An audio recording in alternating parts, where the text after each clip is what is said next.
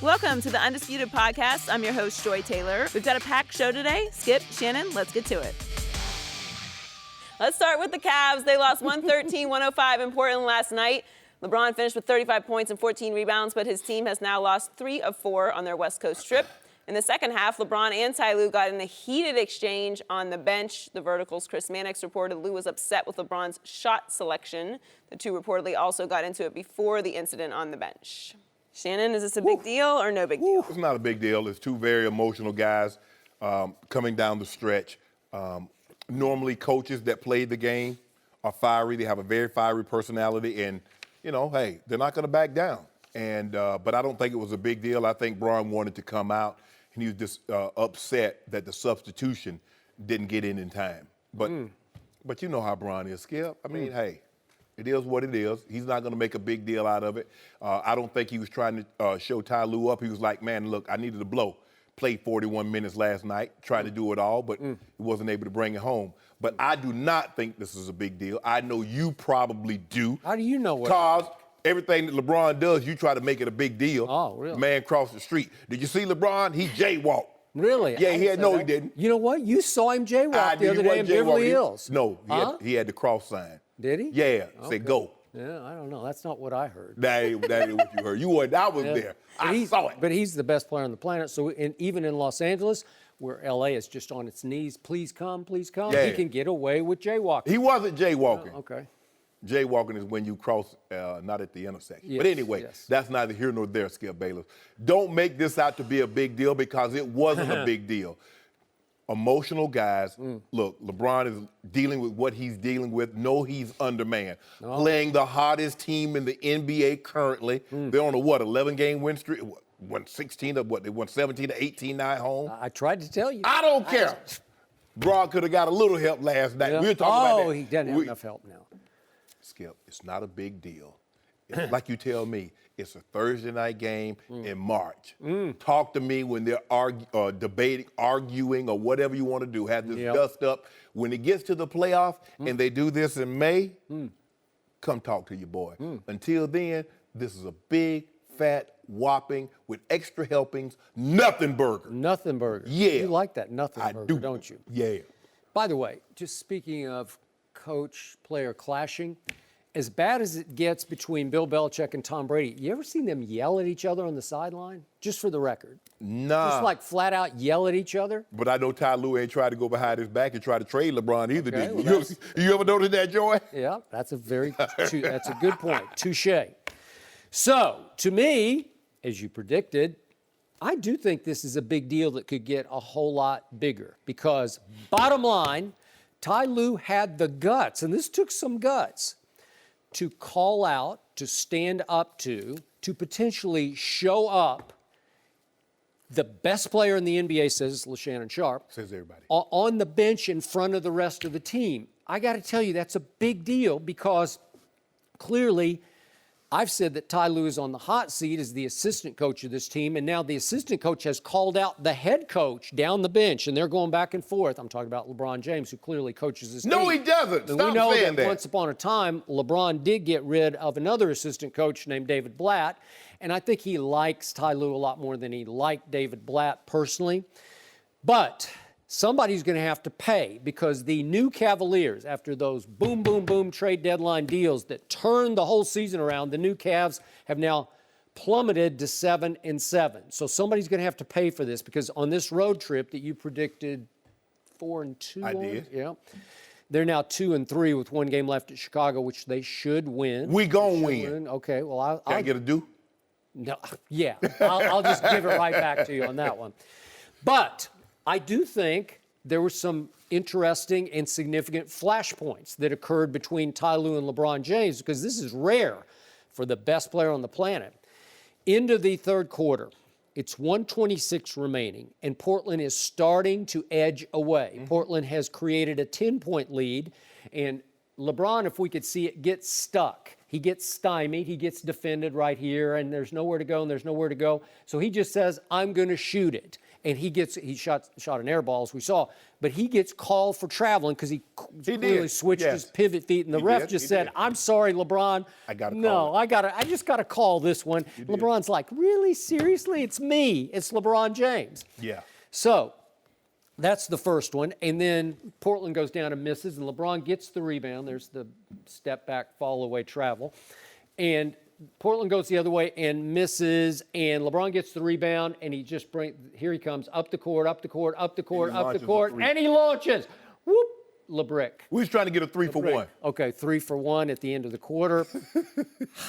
Ty Lue didn't like the first one, and he really, really, really did not like the second one, and he's given LeBron the business about it from the bench, and they're going back and forth near the end of the quarter. Right. Then the quarter ends, and it's time for LeBron to rest, and so they have to go face to face, and it got a little dicey, man. I mean, they were going at it pretty hard, don't you think? Yeah, I didn't really like the shot. But I think LeBron wanted to get out because if you notice, he's like, get in. He was telling Holland to get in here. He needed a blow, Skip. He had played come on now. I understand that he's Iron Man and he's played 15 years and he hasn't missed a game. Think about that. Let that sink in. In year 15, he's playing in all the games, and he's playing exceptionally well. Mm-hmm. So even if Ty Lue did, hey, Bron, we can't have that shot. We're already undermanned. They're pounding us on the boards. Yep. We can't have that bad shot. So even if he did tell LeBron, that's not the shot that we want, yep, I have no problem with that. Yep. But it's not a big deal. Yep. So here's my big picture takeaway from the game you lost last night. I didn't lose it. Portland won it. Portland won it. Yeah, give them credit. Yeah, Portland won it even though, hold on just a second. Let me just make sure about this. So C.J. McCollum goes 3 for 10 from 3, okay, and Damian Lillard goes 1 for 8. If my math is correct, that's 4 for 18 from the two snipers on the other team who usually just shoot you out of the gym in their building, where they're shooting almost 40% from 3 as a twosome, and the team is shooting 39% from 3. Yeah. And they go 4 for 18, and you still can't win the game? Can you if you don't mind at home, because the people don't have the shot sheet that you and I have, can you tell them how many points Rodney Hood scored? Rodney Hood is on a minutes restriction because he's nicked. Hell, it looked like he was on a point restriction because he got 5. Okay, what about George Hill? Is he on a minute restriction? No, he's not. But did George Hill not make a big shot at the end of the game? We're talking about one shot. The man played, hold on, let me make sure I get this right. George Hill played 35 minutes. Yep. He got 8 points. And you're talking about a shot. Can you tell the people at home what JR did? He played almost 20. He played 27-18. Tell them what JR did. You tell them. 3 points. Yeah. So, and you wonder why, I thought you liked JR now. Yesterday you're on the bandwagon. Skip. Huh? Hold on. Tonight. No. He comes, he goes. Oh, no. You saw what happened. The guy misses 2 free throws. Yep. He bull jiving down at the other end, and C.J. McCollum sneaks in the corner and jacks up a 3. And then he's right there like, what happened? What happened is that you bull jived, and that's what happened. So he's not playing. They're going to have to make some serious decisions this offseason about Mr. J.R. Smith. Uh-oh, here we go. Yeah. All of a sudden he's up, and then he's out, right? Completely out. Has J.R. lived up to the $16 million per year this year, Skip Bayless? Sometimes. I'd still want him in the postseason. I would. Oh, you would? So let's talk about your man, LeBron James. Yeah, let's talk about it. He had a vintage LeBron James kind of night because for much of the night, he was spectacularly great. And I don't throw that all word around of the loose. night. Not all. Oh, yeah. Wait until I get into what I'm getting into because that's wrong. So he had many great moments, and he had some really ugly, awful moments in this game that helped lose the game, and he doesn't have enough help right now. I'll give you that. But 35 points, 14 rebounds. That's sensational. Dunk of the year, posterized Nurkic. We're going to talk about it in just a moment. Yeah. Rate it. And he made a fall-away jumper at halftime. At the halftime buzzer, did LeBron James. It was big time, man. It was like, dare I say, it was Jordan-esque. It was Michael at his best. Yeah. And yet, then you look harder at the box score and you see LeBron had 6 turnovers, but worse, he had 5 turnovers in the second half. That will not fly. And LeBron James last night went 4 of 9 from the free throw line. That just won't work. No. And by the way, there was one free throw that really, I thought they were going to get back in the game with about 6.5 minutes to go because he made a drive shot off the glass because nobody can stop him from getting off the glass. And then he takes a free throw with about 6.5 minutes left. It goes up and he almost shot an air ball free throw at 6.5. And I thought, oh, that's it. They're done. Of course, I'm rooting for Portland at that moment. Of course you are. Imagine that. I had a case of dew on Portland. I don't even like Portland. I'm rooting for them like a madman. I don't know who I am. You should have been rooting for the Cavaliers because it would help your case with the San Antonio Spurs. Okay. But that just goes to show you you are a bigger outspoken critic of LeBron than you are a supporter of the Spurs. My Spurs are not going to make the playoffs. Good, I'm glad. They shouldn't. And even if they did make the playoffs without Kawhi Leonard, what are they going to do? Whoa. Get embarrassed in the first round in 4 games? What do I want to watch that for? Because I want to see you and George researcher Ashley suffer. Oh, okay, great. So, to finish off what happens to your man LeBron James, then George Hill does hit the shot of the night for the Cavaliers. He hits a 3 with 3 minutes left that cuts it to 3. And I'm saying, oh my God, they're going to pull this off. And then go down to the other end, and Aminu Acid, that's what I call him because he is acid, man. He just goes up cold-blooded and just drains a 3 that all of a sudden jumps it back to 6. And I'm thinking still, it feels like the Cavs have the momentum, and they come down at the other end, and LeBron throws the worst pass you'll ever see him throw. Just a lifeless, careless, cross-court pass that just gets picked off. And I'm saying, LeBron, what are you doing? Like, this is just, what is that? I mean, it doesn't even have a chance. It's like, what are you doing? I'm sure Ty Lue is saying, what are you doing? So you have a chance to go there. And then, of course, they still hang in. There it is again. They still hang in, and with 30 seconds left, still a lot of time in an NBA game, LeBron James has a chance to cut it to 3 again. Mr. Bunny. And he misses the bunny. And that's the ball game. And I'm like, do me. Do me. Thank you. Are you proud of yourself? Thank you very much. Yeah. Do me. Way to go. Look, the thing is, the 5 turnovers, Skip, you know he was pressing. I mean, think about this. When was the last time LeBron had 22, 6, and 1? When have you ever seen him have a stat line like that? 1 assist, which lets you know that the guys aren't making shots. And the only reason that they're in this ball game is because LeBron was in his bag last night, early and often. You like that new phrase. Yeah. He just pulling out stuff, Joe. He's like, hey, watch this turnaround at the buzzer. Yakap. And then another one, dream shake. Yakap. That running left head off the back. Is that what he said? Yeah. Oh, man. Oh, that's the sound effects. So really? He used all his tricks before. No. Skip, the man had 14 rebounds, yet they still was out-rebounded by 16. Second chance points, Portland had 20, they had 4.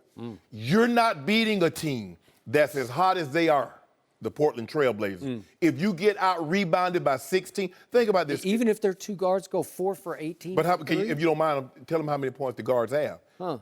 29 and 24.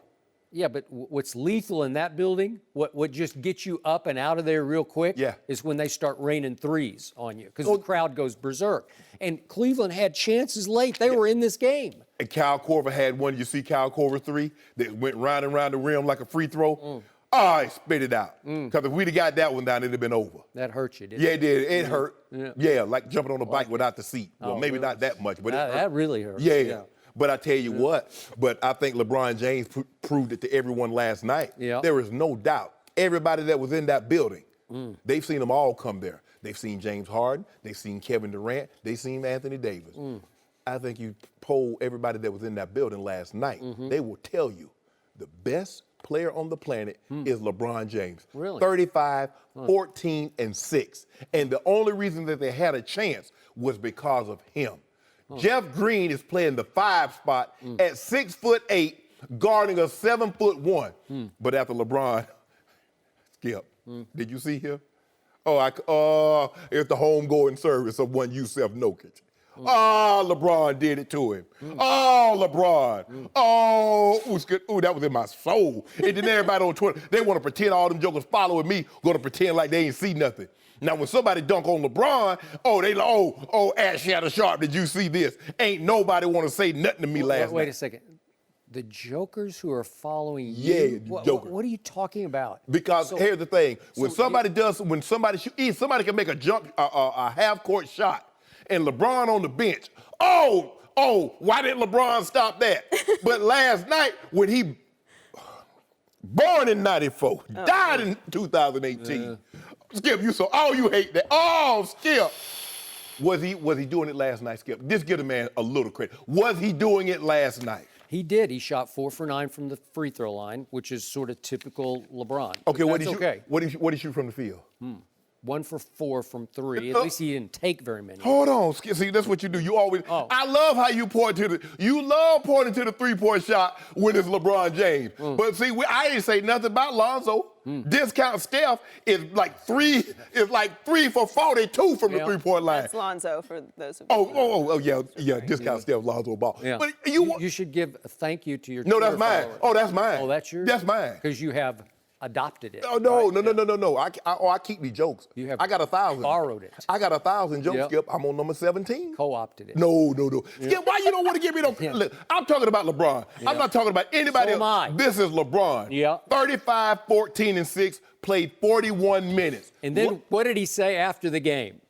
What did he say? What did he do once again? Whoa. He said they're going to remember. No, not that one. We'll talk about that. What did he say? He reached once again for your least favorite excuse. He went with the injury excuse. He said, it's been a long time since I haven't been able to play with an all-star. Yeah. There's no Kevin Love. No Kevin Love. Okay? And then he just extolled the virtues of one Kevin Love, who's usually the scapegoat on this team because he comes up small when you need him most and he misses too many Kevin shots. normally plays well when he's the second option, and he was playing really, really well this year early on until somebody, you know who, I don't want to call no name, 5 foot 8.5 inch, but he's no longer with this team. He plays for the Lakers. The guy who's lighting it up for the Lakers now? Oh, I don't know I don't know what he's doing. I don't watch the Lakers anymore. But anyway, as I was saying, so we know what we don't know. We hope, we think, but we don't know when Kevin Love gets back, what they're going to be. Because guess what? That will be lineup 717. So we don't know. We don't know who's going to be the starters. We don't know who's going to be the first 2 off the bench. But I still don't fear anything in the East because I still got that guy. And he's playing better and better and better. The reason you don't fear anything in the East is because now Danny Ainge says Kyrie might need a little more cleanup surgery on his knee. I don't even know if Kyrie's going to be able to play the rest of this year. What that got to do with us? A whole lot? Am I supposed like to? you don't have to deal with him in the postseason? Deal with him. We'll deal with him. On your cakewalk been dealt to with. the East? Have you seen us in 2 or 3 games? He's been dealt with. Oh, okay. Yeah. Yeah. The consequences, the rerepercussions for doing what he did.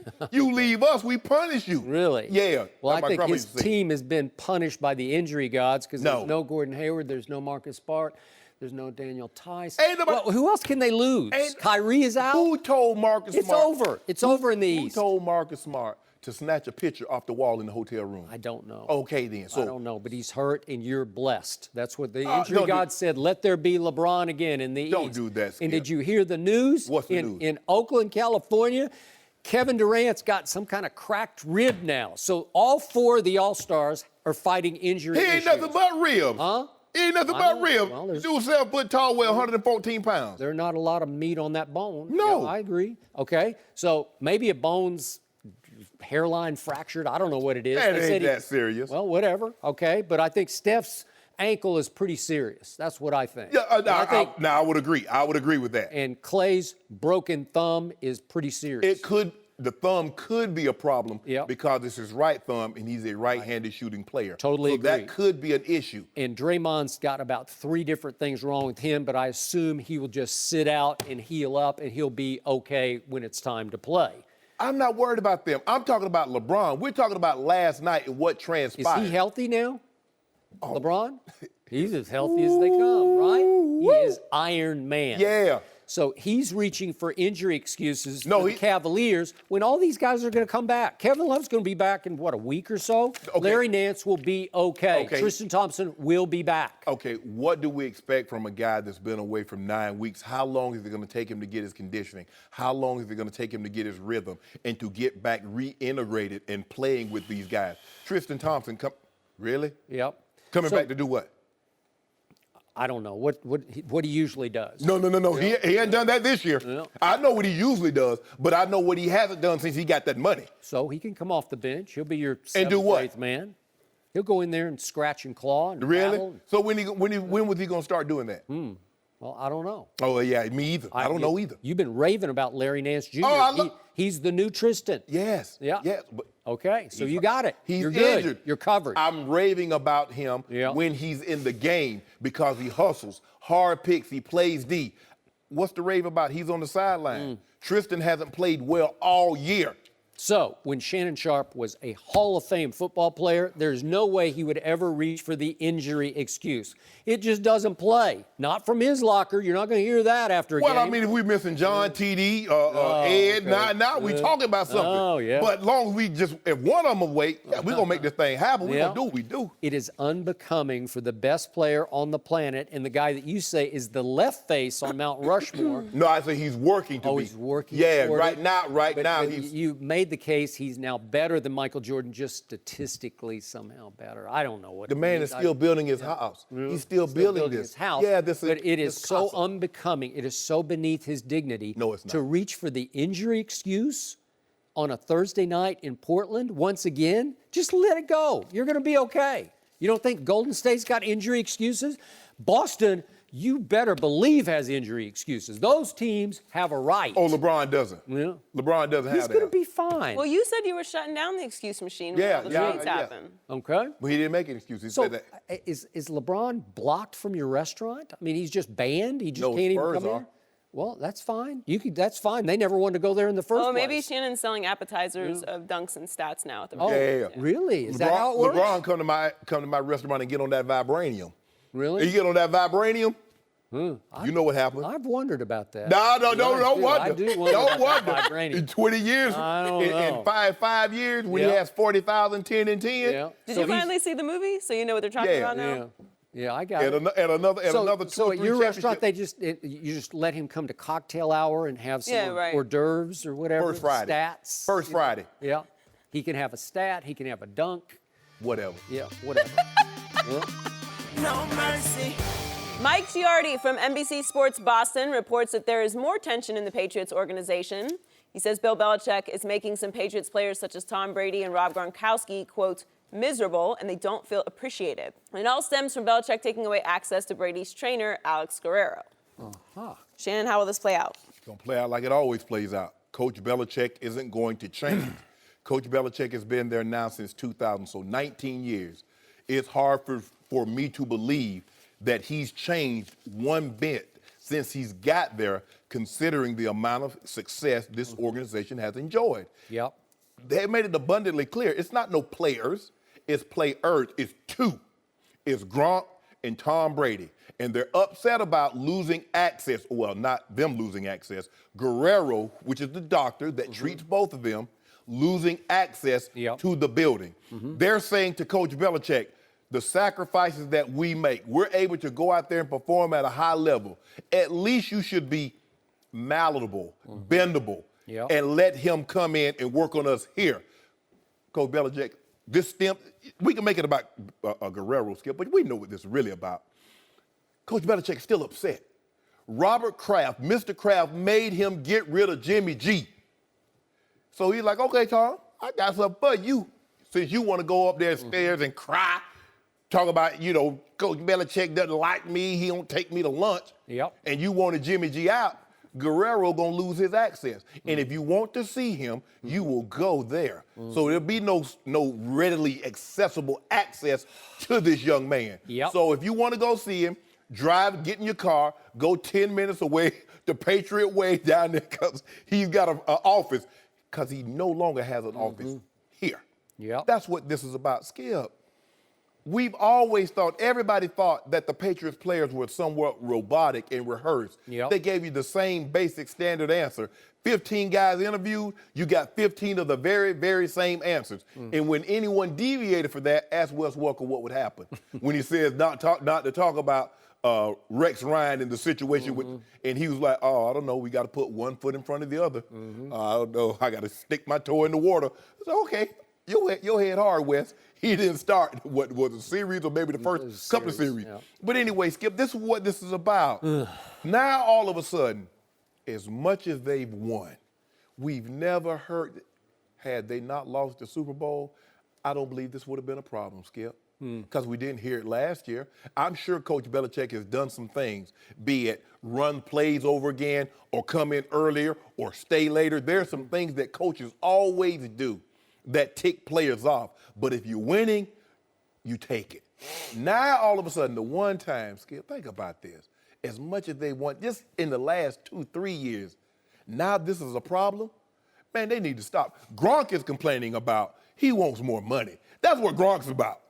But he's a Guerrero guy also. Absolutely. But I tell you what, he's like, hey, give me $13-14 million like you play these top receivers, and I don't have no problem getting in my truck driving down the way to see Guerrero. That's what this is about. Coach Belichick is not going to change, so they might as well just suck it up and deal with it. Really? Yeah, deal with it. I'm Team Woody. I've been saying all this past football season, Belichick, Brady, Belichick are at quiet war. And clearly at the trade deadline, the biggest battle of the war was lost by Coach Belichick. And I think if I'm Robert Kraft, I'm looking at Coach Belichick as a looming problem because I'm not sure where his emotions in his head are because clearly he's at cross purposes with the Patriots because I'm pretty sure Coach Belichick is not going to love it if Tom Brady keeps succeeding in spite of him. So it looked like in the Super Bowl, he just said, I think I'm not going to play Malcolm Butler. And if I'm Robert Kraft, I'm thinking, why wouldn't he play Malcolm Butler? Is it possible that he wanted to give up 41 points so Tom Brady wouldn't win a sixth Super Bowl and make him look even worse? And now it comes down to Alex Guerrero. And let's think about this for a second. The trainer, and again, I'm not saying he's the greatest trainer ever. All that matters, as you well know, is what you believe as a football player. And Tom Brady believes with all his heart and soul that Robert Guerrero has prolonged his career and will allow him his training methods, Far Eastern training methods. I don't know if they work or not, but they work for Brady. That's all I know for a fact because they keep working and keep him healthy. And they're going to allow him, according to Tom Brady, to play until he's 45 years of age. So that's the guy, that's the quote-unquote savior of this franchise who Bill Belichick has banned from the premises. Wow. So I love Tom versus time because there were a lot of between-the-lines shots taken, I thought, at one Bill Belichick. Well, it ain't no quiet war. It's still a little quiet, but could we see one scene from episode 5? There were 6 episodes, but in episode 5, we got to see Tom Brady up in it looked like it was his suite. It's empty. It's like in the morning, one morning after a game. And he's up in his suite because he's trying to sneak around and find a place to work with Robert Guerrero in Gillette Stadium. Just go home. Tom Brady is sneaking up to his suite one morning and with the portable massage table, they're pulling it back around the corner, out of sight, where they can set up a little, as Tom calls it, a little treatment room, and Guerrero's laughing out loud at, oh my goodness, what are we having to do here? Skip, the man got 30,000 square foot. He couldn't go to his home. Guerrero doesn't have a vehicle. This is the man who was on his way to winning NFL MVP at age 40, and he has to sneak around in a stadium that he at least, it's maybe not the house that Tom built, but it's a stadium that he had a lot to do with, right? Yeah. It came soon after the Tuck rule and all that. But again, is he not the king of this house? Skip. And he has to sneak around to find a place to train? Look at Coach Belichick's face. Does that look like a face that cared that Tom Brady got to sneak around and find a treatment room? No, he does not. So if you think Coach Belichick is going to change, you can go to crowd of Mr. Kraft all you want to. Alex Guerrero not getting that access. Okay.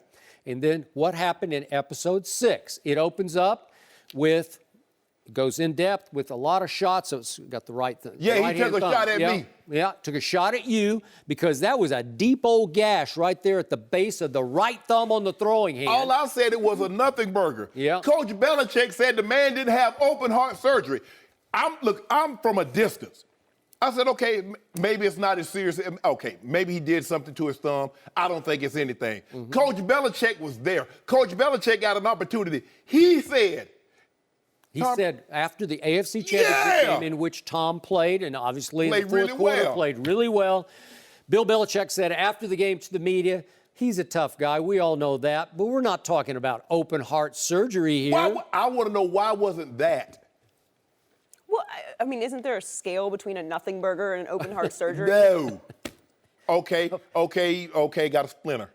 I stubbed my toe. Okay, but seriously, obviously it's not open heart surgery, but the quarterback equivalent of playing an AFC championship game with a big gash, which required, he said, 12 stitches, but it was deep and dark and ugly, and they were trying to acupuncture. And he lied about how it happened. So that's what Coach Belichick's upset about. You don't know that he lied. You suspect Skip.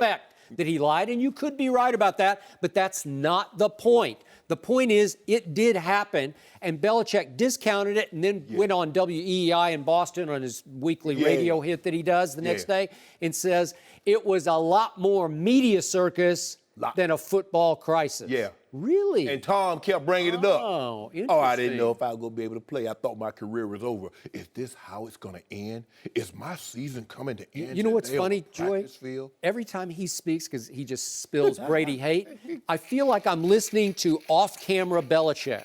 It's like Shannon Belichick is sitting right here because you're speaking exactly the way I believe Belichick speaks off-camera, privately. Coach Belichick said, I about had enough of you, Tom Brady. Well, and he you know has. what? After He has. Next year, he said, I'm about to dip. Okay, well, is he? Yeah. Okay, if I'm Robert Kraft, and again, Bill Belichick is obviously a great coach, just the way Tom's a great quarterback. But if I'm having to weigh it, you already chose the quarterback once. Yeah, okay. Should you choose him for good? Yeah, the likelihood. Okay, let's just say for the sake of argument. Yeah. Who can withstand longer? Can Tom Brady play longer than Coach Belichick can coach? He cannot. Okay, then. Obviously. So you'd be crazy. But who is more valuable? It's Coach Brady Belichick. times 10. Coach times Belichick. 10. Coach Come on. Belichick. You know it, and I know it. Tom Brady ain't and selected Robert player. Kraft knows it. No, he doesn't. Yeah, I mean, Tom Brady made Bill Belichick. No, he didn't. He was 5-11 that first year in New England, and then they were 0-2 when Tom Brady fell out of the sky. Belichick could have cut him, and who knows what would have happened. Yep. Well, who knows? What, Exactly. You think they would have won, 7 Super Bowls without him? We don't know. Coach Belichick was just trying to win one. Yeah. To show his greatness. Yeah, Drew Bledsoe was going to lead them to I ain't 7 talking about, Super I'm Bowls. talking about Jimmy G. Oh, Jimmy G. Okay. Yeah. Oh, okay. Well, we'll never know. Maybe we'll find out in San Francisco, and he's off to a rip-roaring start. Is Jimmy G in San Francisco? And they make it seem like they're about to have a mutiny in the locker room, like it's like 25 players. No, it's 2 players. You and I both know that, Skip Bayless, and we know Coach Belichick has been the way he is since he's been there. It is the 2 players. So, no. Okay, so what do you want to do? Cut Tom Brady? No, we're not going to cut it. We tried to get rid of him So last now year. you're on Belichick's Yeah, team? I'm Coach. You know I'm Team Belichick. I don't know why you talking. But anyway, this is the way it's going to be. Okay. Now, you got 2 choices. Like my grandpa used to tell my aunts. They tell him what a bad dad he is. He wouldn't let him go out. He said, don't grumble and stay. He said, don't tell me how bad I am and what an SOB I am. Get your own place. Tom Brady, Gronk, you don't like it here? Go somewhere else. You know what? If I'm Robert Kraft, I'm going to say this again. I would think hard about getting rid of Coach Belichick. It's the wrong time to do it because there's no, obviously, all the best young coaches. Everybody's taking. Oh, you got Josh McDaniels. You could elevate. You could do that. You could just try to go forward with him. I don't know. It'd be scary. Yeah, it's I'm going to not be saying- scary. Because you know what? You might name him the head coach and he declined that and go somewhere else. He's more than capable of it. Another shot at Josh Yeah. McDaniels. A little animal. You know what kind of animal I'm talking about. Starts with a W. Who's the greatest quarterback ever? Joe Montana. Oh, we're back to that. We're back to that. Hold up. 4-0. How can I say somebody's the best when they lost 3 Super Bowls? Well, you already said you volunteered Lost one to a backup and 2 to Eli. You volunteered to me ahead of last year's Super Bowl, the Atlanta Super Bowl, that it clearly is Tom Brady now. He is clearly proven he's the greatest quarterback ever. That's you saying When that. he goes against us, I have to deduct him some points. You can't go against the head coach. You got to be lock, stock, and barrel with the head coach like LeBron is. There you go. No mercy. Colin Kaepernick had a 90-minute private workout in the Houston area yesterday. Some media was there, but no NFL team reps attended. Kaepernick is still a free agent after not playing last season. Fellow free agent Eric Reid is also unsigned. He was the first player to kneel with Kaepernick when they were 49er teammates. Yesterday, Reid tweeted that his protest is keeping him unsigned. We're joined by Rob Parker. Welcome, Rob. Good morning. What's happening? Good morning, everybody. Good morning. First, Shannon, what's your reaction? Well, I'm glad to see Cap not give these teammates an excuse because all you can hope for, Skip, is that if you get a call, hopefully he would have a workout and ask some of the teams to come out and take a look at him and to see that he still can throw the ball, he still can move, and he can make all the throws that an NFL quarterback could make. I think with the protests starting, we don't hear about it a whole lot now. Obviously, he gets on the team, it's going to strike again, it's going to come up again. But I think he's made it clear that he's not going to be kneeling. He's past that. Now he's on to the next step of what he started kneeling for. And so I'm glad he's not giving these teams any excuse. Eric Reid, I think he understands this is the price that protest. You're understanding, you're seeing what Colin Kaepernick went through last year, that when you step out like this, there's probably going to be ramifications that come along with what you did. Now, Eric Reid is 26 years old. He's gone to the Pro Bowl before. It's hard for me to believe that a 26-year-old Pro Bowl safety can't find employment. Now, it's early in the free agent process, It is. so we'll see how this plays out as we go along. But I don't. Maybe he is surprised, but I don't think he should be, considering that he was the first guy, as Joy had in the read, that kneeled alongside Colin Kaepernick. He's the guy that's kept it going once Colin Kaepernick was removed from the NFL. So I'm not surprised. Maybe he is, but this early in the process. He's 26. He has pedigree. He's gone to the Pro Bowl. So we'll see how it plays out as we move along the road, down the road. But I'm glad Colin Kaepernick is up throwing, and hopefully someone gives him an opportunity, because we've seen them bring guys that hadn't played quarterback in 3-4 years out of retirement. So we'll see how that plays out.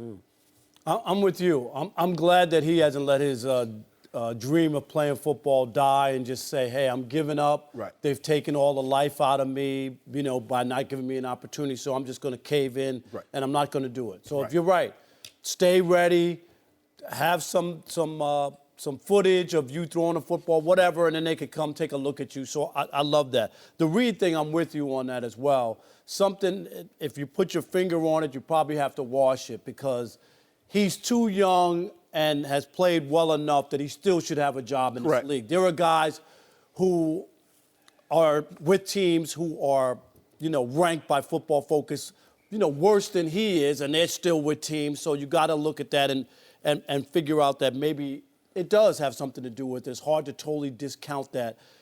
Yes, it is early. The other part, though, is I think is weird is other guys who did protest are employed, have moved around other teams. Michael Bennett. I mean, Michael Bennett to me is probably the biggest one, because here are the Eagles who had a couple of guys, right? Jenkins and Long, right? They won the Super Bowl. They had a number of guys, and they're bringing in another guy who was a part of the protest, and they're saying, we don't care about that. Yeah. We're trying to win football. We want to repeat. We want to win again.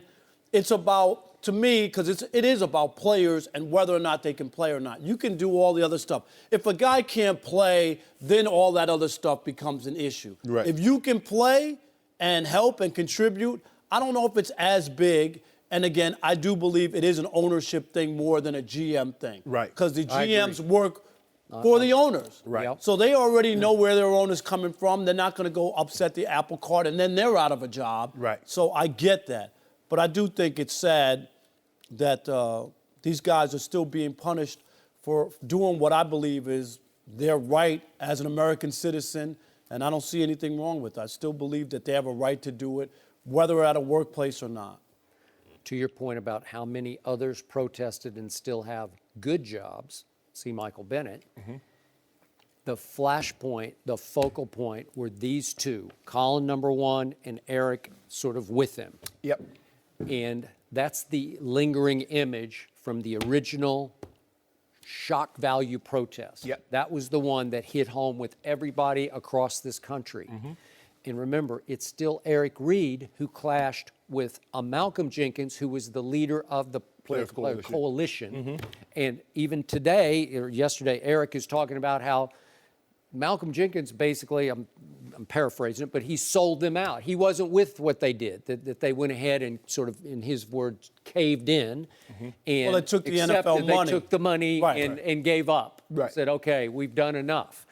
Well, I'm going to say it again one more time, and you're so right. In the history of this country, any protest of this magnitude had ramifications. Prices got paid. But it also had national impact. Again, I'm speaking from my side of the table over here, but what I saw and felt during those early days, it opened eyes of people of all color across this country. So they're going to go down in history, Colin more than Eric, but Eric was part of this. He'll be on the right side of history when it's all done. They will be on the right side. And Colin Kaepernick did something that had to get done, and it had, via a sports figure, it had national impact that I think touched a whole lot of people of all colors and just opened hearts, minds, eyes. It worked. It did. Okay, but now now comes the price. Now the fallout comes. Right. And I feel sorry for Colin, and I'm still a little baffled and frustrated. And you and I went through this at the end of the year, going back to early last football season. To the beginning of it, yeah. Yeah, because John Wooten of the Fritz Pollard organization is saying, hey, I can get him a job, but we just need him to speak, because the owners want to know, what's he about now? What's he doing? And Colin wouldn't speak, and I don't know why. So now his trainer has posted a little video of him throwing to a solo receiver just to, I guess it's, and I'm sure Colin signed off on it. Do you think he endorsed it? I assume he did, or the trainer would be out of a job, right? But the message is, hey, I'm still here. I still look good. I'm sure he does. I'm still training hard. I'm still ready. And it's a little sad to me because they know that. They get that. They want to know what's in your heart right now. What are you about? And Colin's point was, through back channels, well, I should be above that. I shouldn't have to just sort of stoop to have to explain myself. But it was such a powerful statement he made that some owners, backward thinking as they might be, they were just saying, hey, can we talk to him? Can we get a feel for him? You know. Well, here's the thing, Skip. You did something that was so unconventional on the job. You might have to do something unconventional to get a job. That is correct. Skip, when I got let go, I'm flying here to Fox on my dime, meeting with the higher-ups to say I want to do something. Had no idea you would ever come here. I'm flying my dime, putting myself up into the hotel. I shouldn't have to do that. My work I was on air for 10 years. 10 years. My work should CBS, speak, speak for itself. But okay, no. To get back in, I got to show I'm willing to work. You're not groveling. No. You're not crawling. You just I would like to do that because they want to hear. Okay, Shannon. Well, if we do this, are you willing to work every day? Are you willing to work an hour, 2 hours a day? Yes. Are you willing to move? Are you willing to move your family across country? We know you live in Atlanta. Absolutely. But Skip, I think what he's also done, if you look at what's transpired with the Parkland shooter, we see kids walking out of school. They say we won't change. We see in West Virginia, the teachers say, I'm not going back to school. I want a 5% pay raise. They weren't boycotting the kids. They wanted. Absolutely. 100%. They said we deserve more. But what do? It's got to be in mass. That's the only way you make change, and you just saw it when you do it in mass. The NFL players I've always have so much power. They have more than they think. But they don't realize what they need to do to really. It just takes one or two. Not you don't have to wreck the whole season. But you could show a sign of solidarity that we're not going to accept this. I just look at it that other unions, especially like the baseball players union. Do you remember when A-Rod was trying to broker a deal to go to Boston before the Yankees? Give back money. And give back money. What did the union say? No, you not what? Yeah. No, it's not happening. It will never happen, and we won't allow it to happen. And what happened? It didn't happen. Colin had a big impact. But if more guys would have taken the stance, because when these kids, now if two or three kids walk out, they're probably going to suspend them. Yeah. But when you got 50,000 or 60,000, 100,000, you can't do it. You can't suspend all of them. And if that had happened, Colin might still have a job. Well, and it wouldn't have to be the whole season. All they had to do was enough players say, we're not going to participate. Just one game. He can't get a job? Well, all these other guys? To me, the time to do that was after the SOB comments. Yes. Yeah. Right. That wasn't. And that didn't happen. No. Not enough. No, it should have been everyone. No, they joined arms. They linked up. They were showing solidarity. For what? But that was about Trump, and it wasn't about what Kaepernick was doing, and that was the problem with that. Right. Well, he shifted the narrative. Right. Yeah, and as far as Eric Reid goes, Pro Football Focus ranked him 30th out of 120 qualifying safeties. So he should have it a is job. early. He will get a job, or some teams are going to have some explaining to do for sure. Now, when you flew here for Fox, did you use Marriott points to stay at the hotel, or did you pay for the room? I paid for it right over here at the Intercontinental. Is that right? Flying first, too. Did you really? Yeah, I won't play. I would have used Miles and Point. Here's the thing, though. I have Miles. I'm saving them. What are you saving them for? I'm going to heaven. You gonna need all of them? All of them. Rob, thanks for joining us. No mercy. Richard Sherman was released last week by the Seahawks and then signed with the 49ers. He said it was, quote, vengeful to sign with San Francisco so he could play the Seahawks twice a year. Now he's taking shots at Pete Carroll, saying his coaching style is better for college football. Let's take a listen. It was kind of philosophical on his part. You know, a lot of us have been there for 6, 7, 8 years, and his philosophy is more built for college. You know, you get 4 years, guys rotate in, rotate out.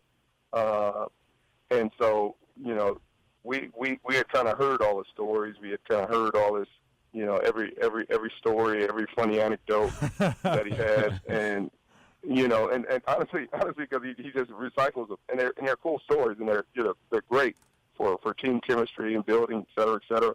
But we had literally heard them all. We could recite them before you even start to say them. We're joined by Fox NFL analyst Greg Jennings. Welcome, Greg. Good morning. Good morning. First, Shannon, does Sherman have a point?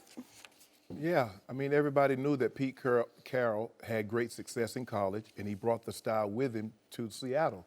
Pete's a rah-rah guy.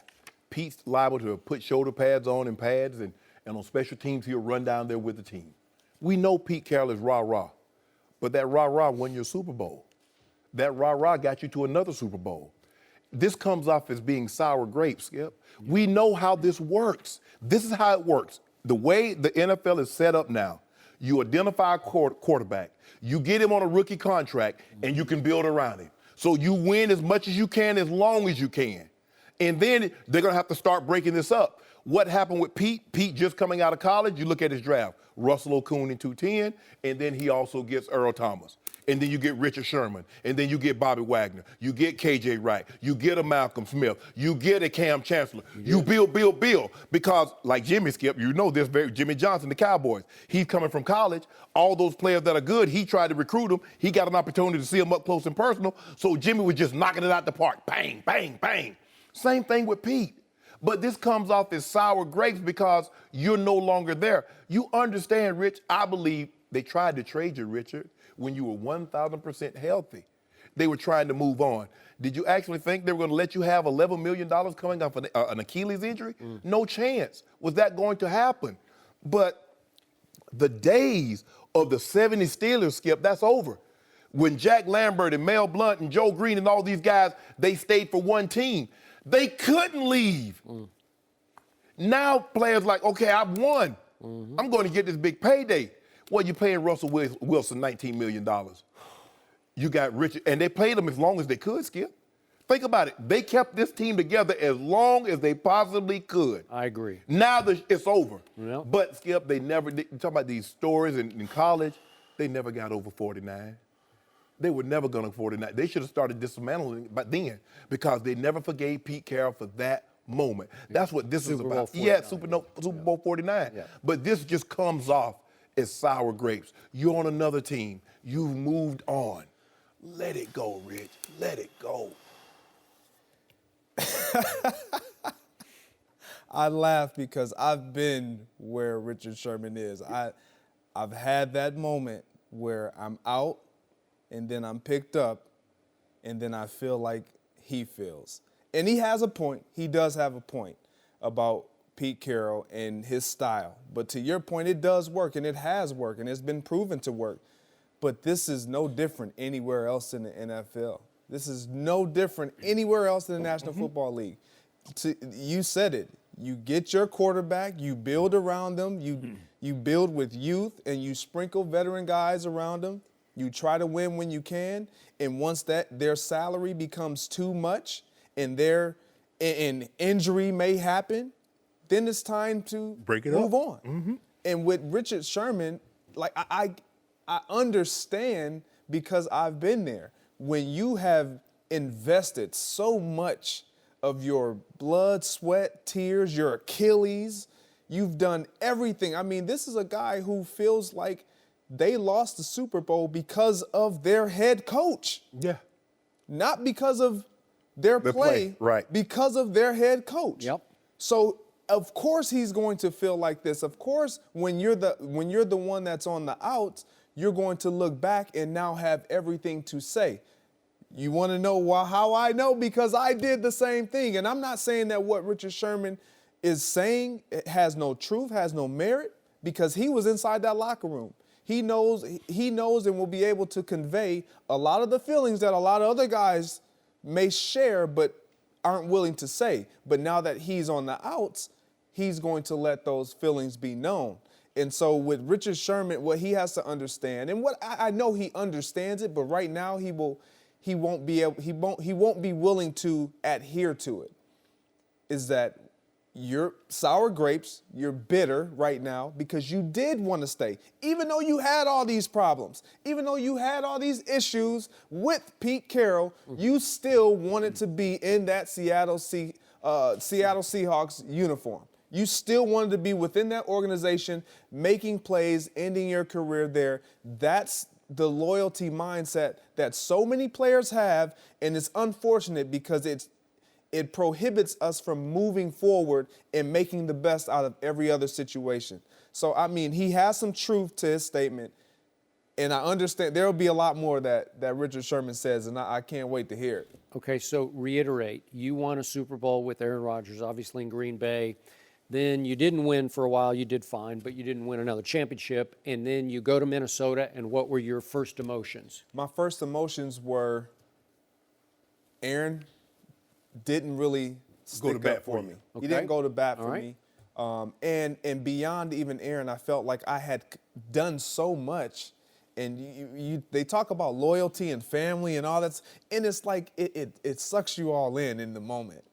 And then the moment they have to release or remove family from the equation, they expect you to have forgotten about all of this that we've done together and to just move on. And you have to be able to do that because that's the business. Any issues with Mike McCarthy as you left? No issues with Mike McCarthy as I left. Right. I mean, I've said things about his play calling style when he gets the lead, but we said that when we were there. Okay.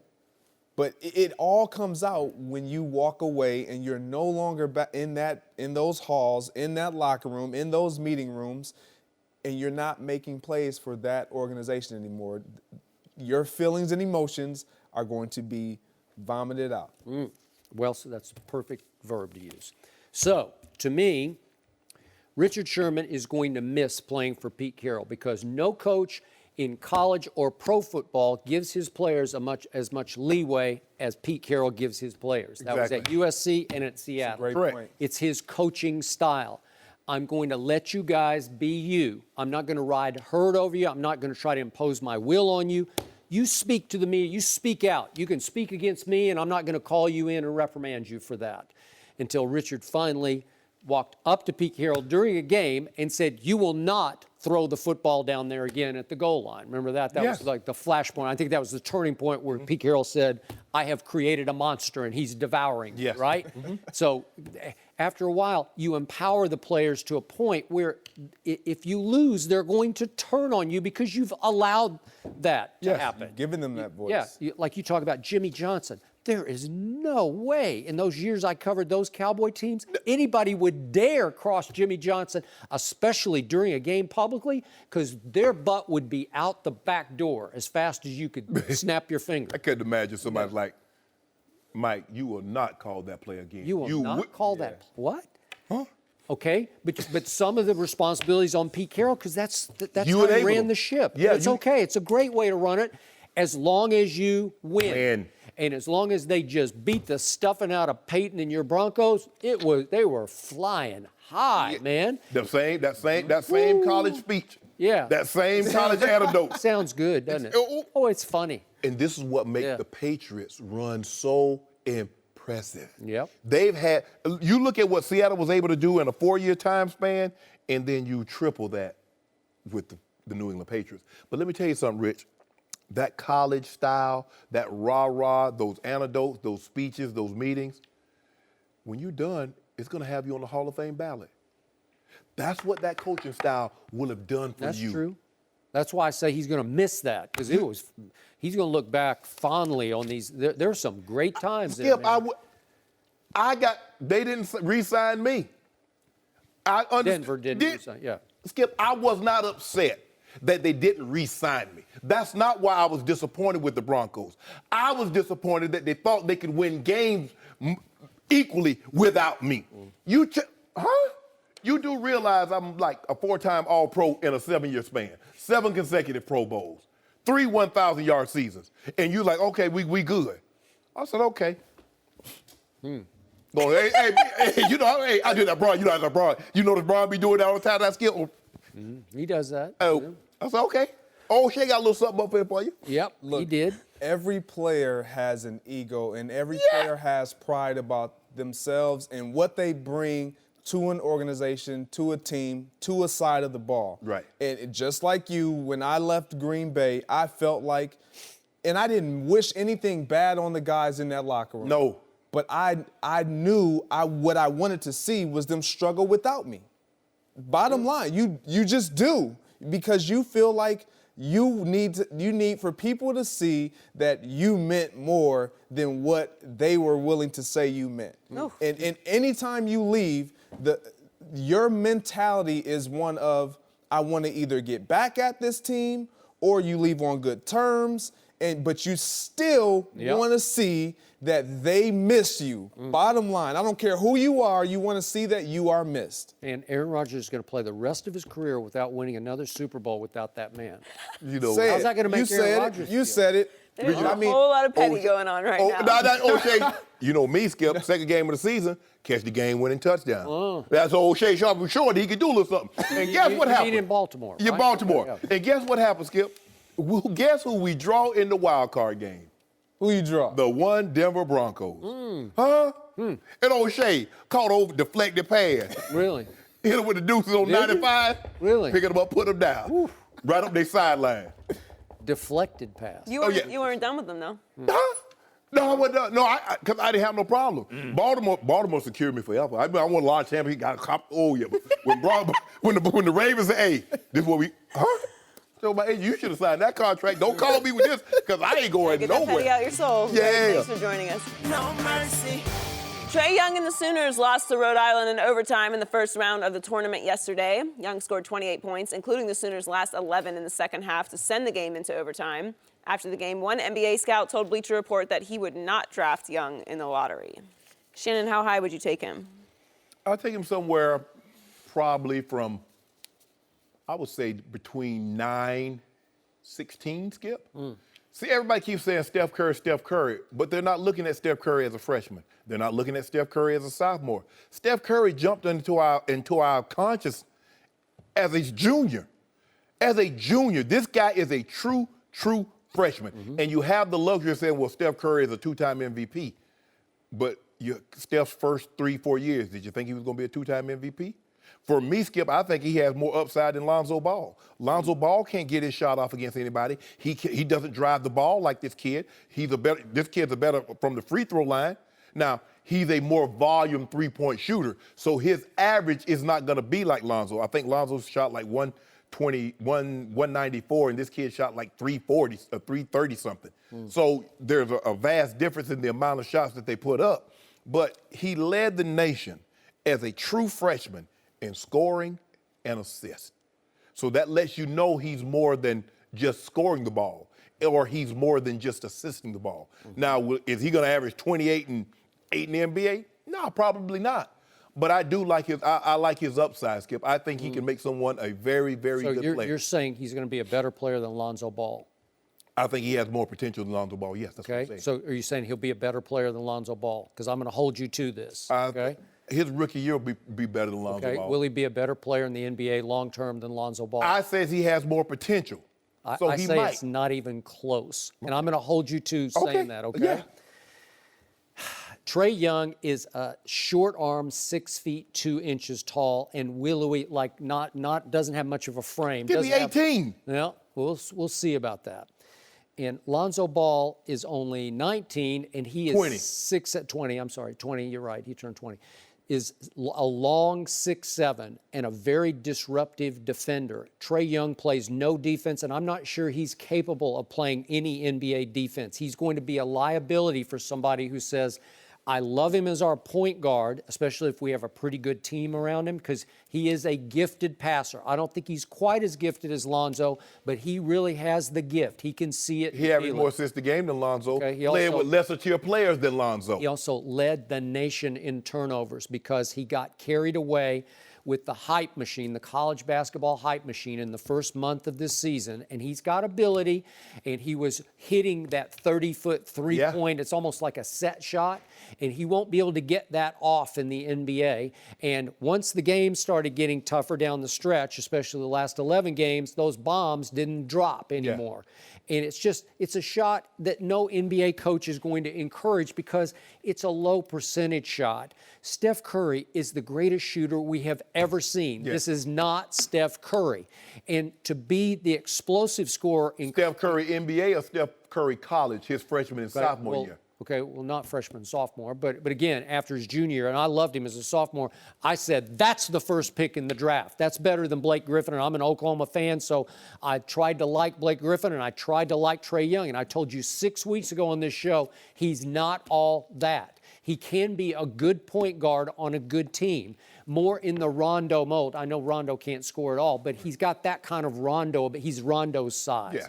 But as far as being able to be an explosive scorer in the NBA, you have to have strength and you have to have athletic explosiveness, and I don't see it from him. There's no Allen Iverson going on here. But There's no leaping ability. There's no at 6'2", and Allen was only, 6-ish? Yes, but here's the thing, Skip. What point guard, I'm talking about elite point guard, plays defense besides Chris Paul?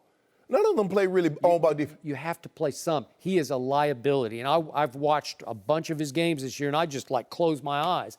He doesn't even try to cover anybody because he became the darling of all of college basketball, and it was fun to watch for a while until they went 2-9 in their last 11 games. Yeah, they shouldn't have made the NCAA, but that's neither here nor there, Skip. But if you look at him, I just think the way he can shoot the basketball, the way he passes the ball, lets you know he's not one-dimensional. I don't think he's going to score 28 points a game. Nope. But hell, nobody thought Steph Curry could average 30 points a game. No. The game is more open.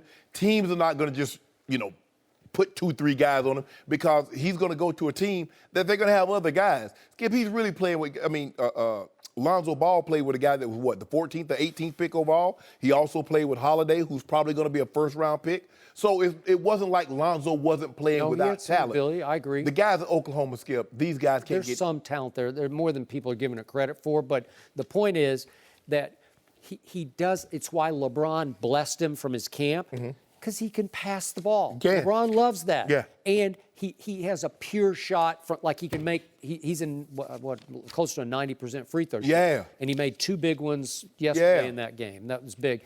But when it comes to making clutch 30-foot shots, he made some early, but then after a while it just got to be laughable because he's just throwing up threes. Right. He made 1 yesterday late in regulation, and then he missed 2 in overtime, and it's just like, you can't do that. That won't project. But the irony of this conversation is, for a while, people are making a case like he could be the first pick in the draft. But now you're in the right. I'm with you on the range here because it's maybe late lottery at the end of the lottery or maybe a little out of the lottery. Skip, they got too many bigs that's coming out. Yeah. Bamba and Bagley Jr. and Porter and Ayton.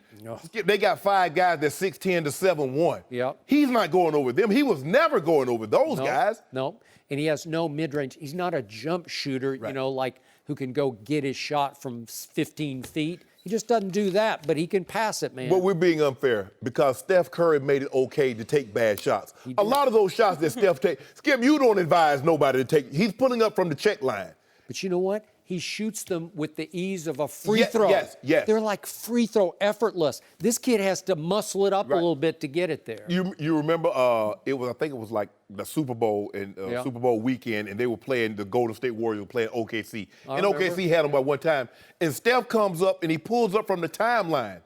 I'm like, no. Good job, Steph. Good job, Steph. And that's what it is. He's turned bad shots. Yeah. You don't even, Skip. Well, it's unfair. It's unfair. Yeah, Don't try to compare this to that. No. No mercy. Thanks for listening to the Undisputed Podcast. I'm Joy Taylor. We're back again tomorrow morning at 9:30 Eastern. We'll see you then.